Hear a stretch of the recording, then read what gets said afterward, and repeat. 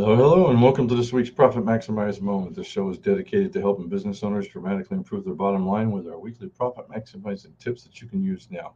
I'm your host and coach, Wayne Belisle. I'm a founder of a local CPA firm that works with business owners to help them make more money and keep more of it from the IRS, all legally if we can do it. We do it legally.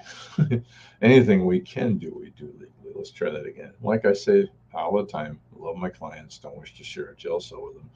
Today, we're going to talk about raising your prices and how to do it correctly. And this is a very tricky problem that a lot of business owners struggle with. Give me a second. Let me turn off my phone because it'll just decide to ring just when I should have done it ahead of time. My apologies. Business owners struggle, especially now. I mean, inflation, your costs are going up.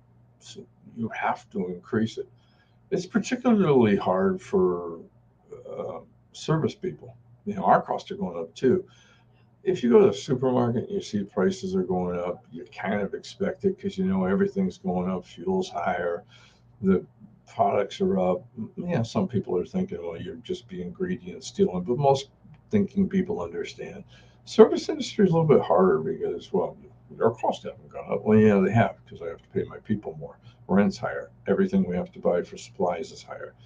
But it's not the point. The point is how you increase it, how you decide to increase prices can have a huge effect on both your cash and your bottom line profits. Two companies in the same industry that raise prices at the same time can experience tremendously different results depending on how they do it. Okay, because raising your prices should require a plan. Basically, um, a few things need to happen. So let's go over them. I've listed six things basically. Six, I think six might be eight. Eight. All right. I used to be able to count. I'm only an accountant. All right. First thing, obviously, is decide if you're going to raise prices. Are your margins where they should be? Have your cost increased? Are you charging what you're worth? What are you worth? Are you charging that? Or are you just charging what you think they're willing to pay? Do you provide anything of value that you're currently not charging for? Think about that. Are you sending the wrong message with your pricing? Are you trying to be, high end value, but you're doing cheap pricing? And people are going to look at it and go, well, he can't be that good if he's charging that. Second thing is clarify in your mind and write the reasons down for the price increases. Write in detail the advantages and benefits you provide your customers and write down the disadvantages of a price increase. All right. Now understand, your customers don't care if your costs will go up. That's not their problem. They're looking to see, um, what value they can get, the best value they can get for their dollar. As simple as that. Okay. So saying our costs have gone up, so we have to pass it on to you, customers don't care. What you're actually doing is making them concentrate on price. So the third thing I'd like to do when I'm looking at prices or working with somebody is what can you add to your products at little or no cost that will increase value. The goal here is to increase prices by introducing a new product that includes the old product with something added to it. All right. Maybe, and another thing to do is to create tiered products. I've discussed this in the past where I have good, better, best, where I'll have a good product that matches what my competitors online or the big box stores or whatever are selling it at, but then have a good, better, best, even better. I might have five tiers, saying, yeah, this product, they come in and say, I want this. Yeah, that product's a very good one. But I notice you're 6'6". This won't apply to you. It's really for somebody that's 5'10". I notice you weigh this much. It's really for somebody who weighs less than this much. All right. And, that's, I'm just giving some examples, but all right, then determine the amount of the increase. Are you going to have one large increase, step increases, smaller annual increases, some combination of the above? Is it only going to be on some products only? You may want to keep your gateway products the same and just raise prices on the add-ons. You may want to keep entry products low and build levels of products using the good, better, best model I discussed. Number five, consider the ramifications, both pro and con. So here, what I'm trying to do is go back to what I discussed last week. Assume a 10% increase at 40% profit margin. Remember I said, excuse me, I could lose 20% of my customers and still break even. It's truly highly doubtful that if any company raises their prices, some amount, unless they're getting ridiculous, if you double, triple your price, maybe. But if you just have a 5, 10, 20% increase, it's highly unlikely. In my case, a 10% increase, highly unlikely you're going to lose one out of every 5 customers. You will lose some. The problem with most business owners is they fixate on the ones they lost. All right. Number 6, plan the price increase. When should you make the price increase? Should you announce the price increase? How should you announce it? Are there any particular customers that should be told in person? Well, while we're on that subject, then let's go to number 7, announcing the price increase. First decision is, do I announce it or not announce it? Announcing, remember, make a price increase makes a big deal of your prices without concentrating on the value you provide. Think about it. Have you ever received a price increase letter from your dentist, doctor, or your hairdresser, barber? It's almost never done. All right. Prices are much more elastic than you think. Customers are used to the idea of rising prices, so it's expected and tolerated. Yeah, we bitch about it, but it's expected and tolerated. Raising fees while focusing on communicating value is the quickest way to increase profits. All right.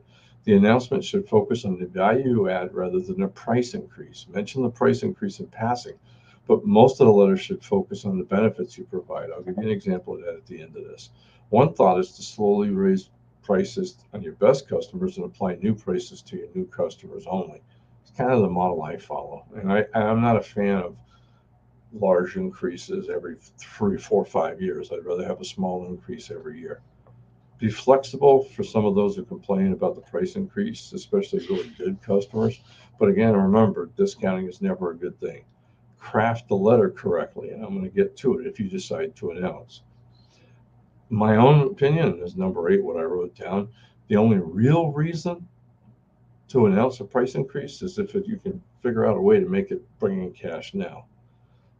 Selling prepaid packages at the old price is a good example. Maybe 10 sessions for the price of 9.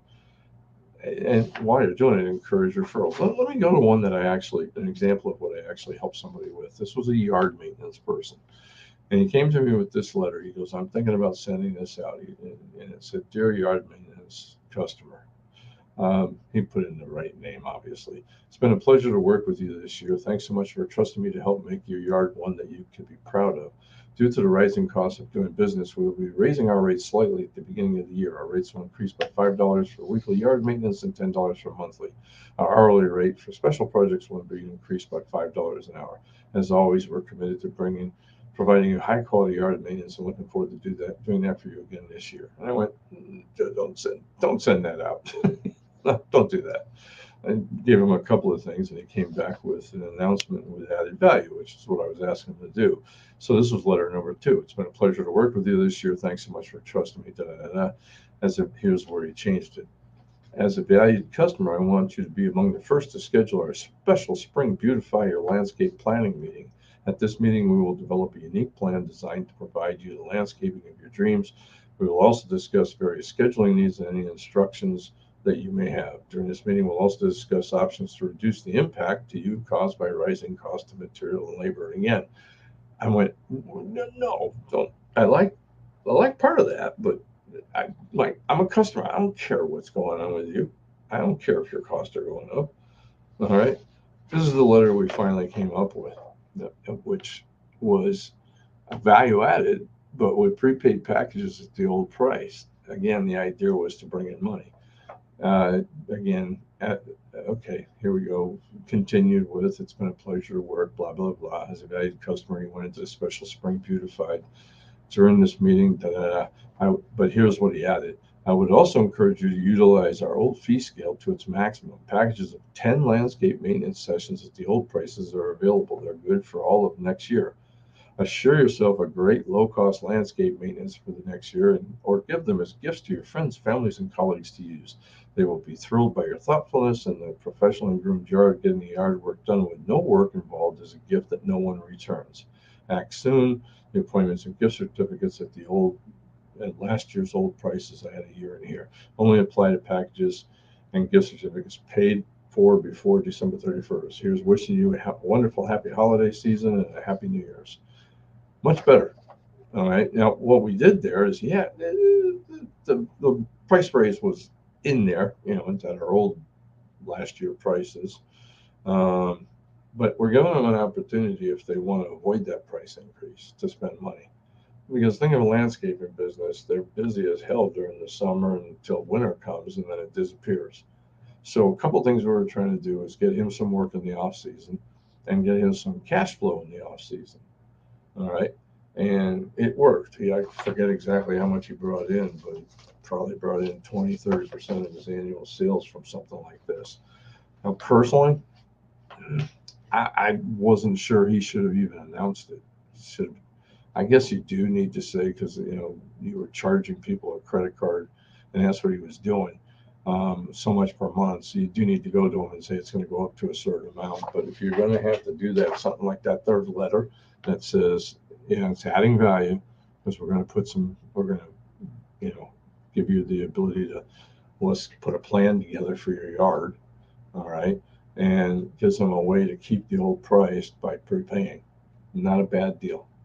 A couple of things there. Like I said, there's a lot more going into price increasing than just sitting here and saying, hey, I think I'll raise the prices next week. So listen to this video again, write down some of the things I think you need to talk about. It's a hard decision all the time, but I think people just don't understand how elastic prices are and they can be increased. And remember, 10% increase at a 40% margin, I can lose 1 out of 5 customers and be in the same place. And I'm probably going to get rid of the troublemaker clients that, the lower end ones that complain more.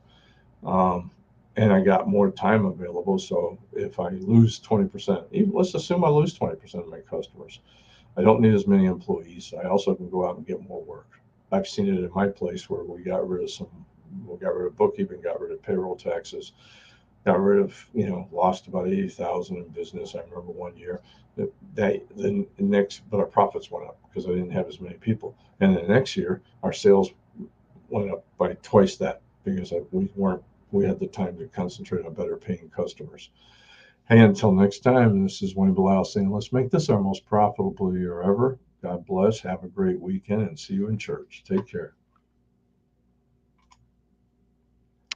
Have a good one.